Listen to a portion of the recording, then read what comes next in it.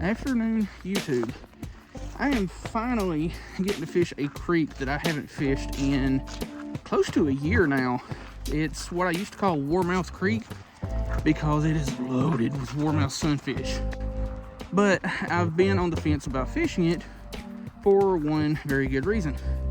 And that is this particular piece of land here is very close to a wildlife refuge that closes its gates basically to fishing, hunting, and all that from November 15th to the end of February. So that means can't fish it, nothing at all. Anyway, this side here is part of another WMA, which is open to fishing. So we're gonna see what's in here. All right, I've just got a handful of things in this little 6-cent bag because I don't know exactly how long I'm gonna fish, and I may have another issue that I'll have to fix. Apparently this little ring on the top of my reel has a little ding in it and has already cut my line once, so we'll just have to play it out, see what happens. And that was a miserable cast.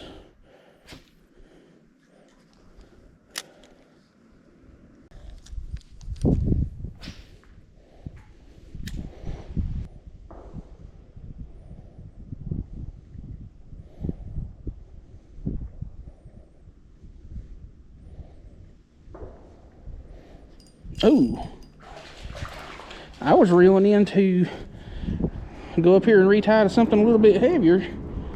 Chill. Knock it out, homie. I was reeling in to go tie to something heavier, and this one just came up and smoked it out of nowhere. Kind of surprised they can even see that tiny little jig in this muddy water. We'll give it a couple more casts with the 164 and then change her up something a little bit heavier.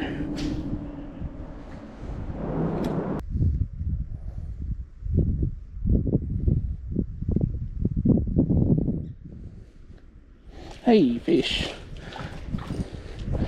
Didn't even feel that one bite. Got us a little black crappie on a 1/64 ounce mule jig. Link in the top of the description if you want to get you some mule baits and all that good stuff. There we go.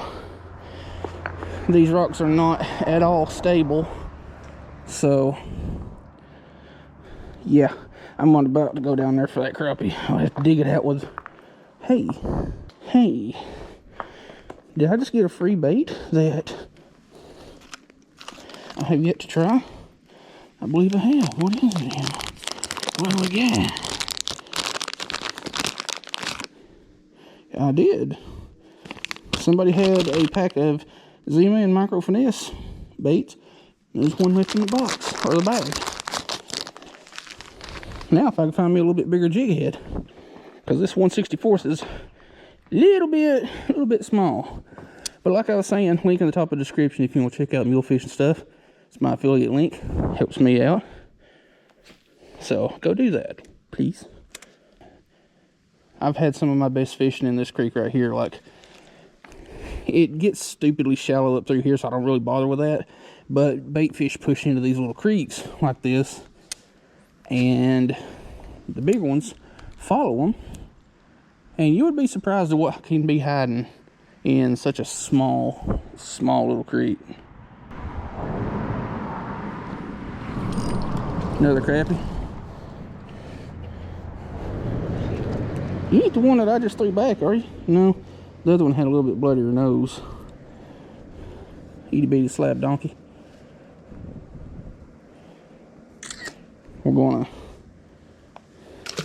swap out to something a little bit heavier here in just a second. Unless I find a jig head laying here on the ground, which with all the crap that people have left laying up here, I wouldn't be surprised if I did find a jig head.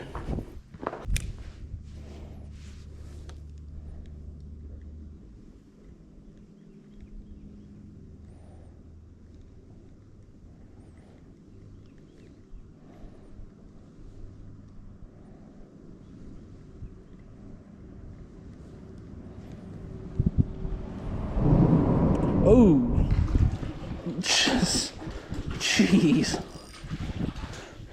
Same case. I was reeling this one up to go tie something a little bit bigger, and this one just he put that one on the good stove eye. You know what I'm saying? Everybody got that favorite stove eye. All right, we're gonna go up here and retie something just a little bit heavier.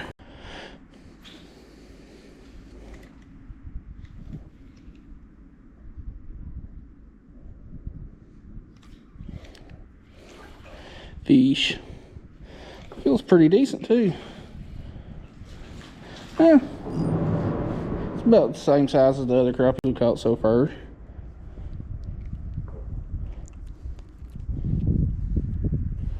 I don't know.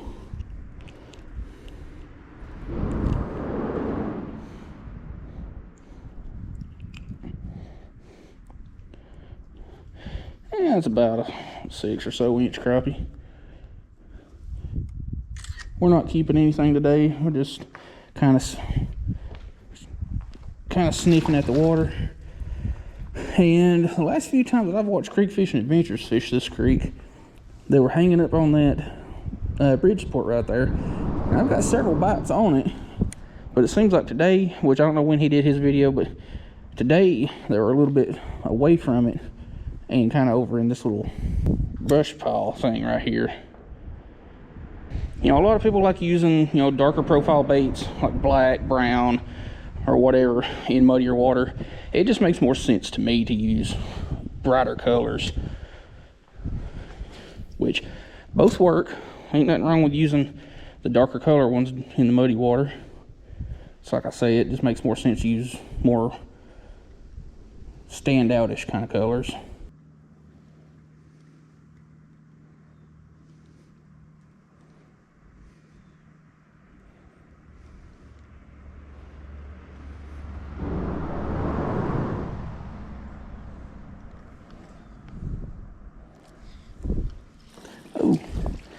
Ooh, Mr. Slab, why don't you guys sneak up on me like that?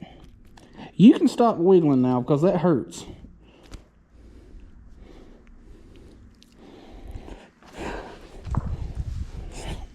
These things just been sneaking up on me. Ski douche. I need to wash this poor hoodie. It's been used as a fish slime rag for who knows how long, and just sit in my vehicle.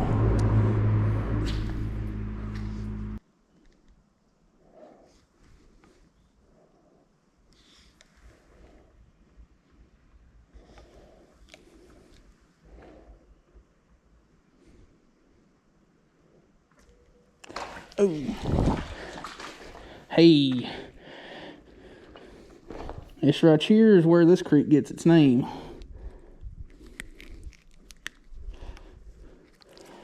Little warmouth sunfish. That one's a nice one. You can find a warmouth sunfish pretty much anywhere you can find, you know, green sunfish, bluegill, stuff like that. They like to hide around in the cracks of these rocks. But one of these days I'm going to keep a couple of these and try them, because I've never had warmouth. Oh, belly flop. Let's hope that's the only one that we have. Now, I would like to go down to this little point down here where this tree is leaning over the bank, but that bank is really wet and sloppy, and I don't really feel like risking falling in.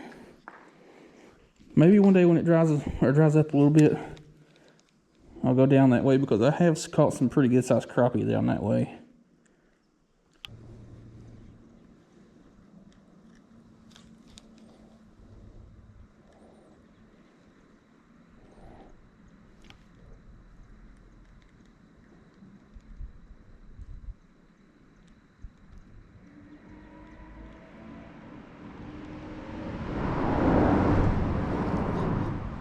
Ooh. Dude, what is with these crappie?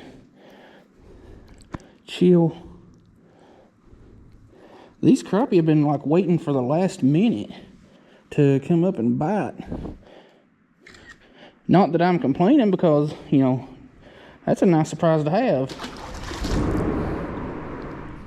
All right, let's see what time it is here. We'll probably give it about another 30 minutes because this spot's a little bit longer drive from my house than the places I usually fish, and I need to make a stop on the way.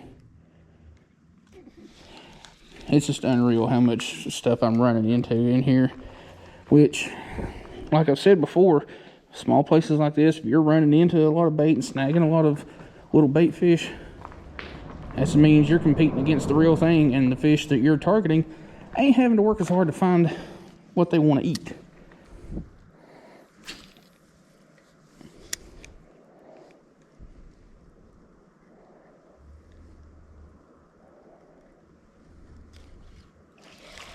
I had a feeling that if I could drag it low enough in that stump pile over there, that there would be a crappie, and I was not incorrect. Problem is, I only have about half a second worth of fishing time in that little stump pile before I start getting snagged.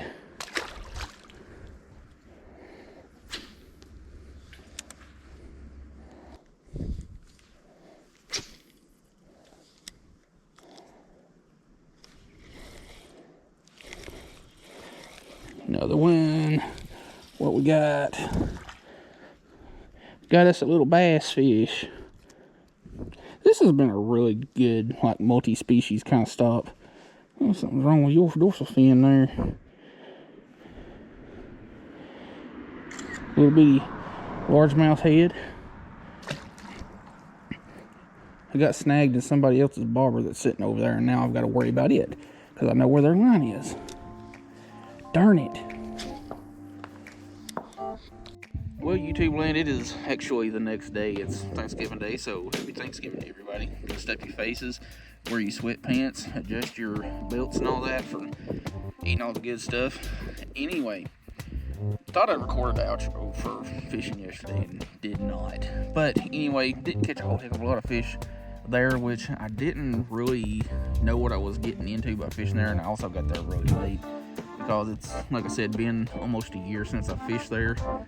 I'll try to leave a link in the description to one of the last times I had fished there, so you can go check that out too.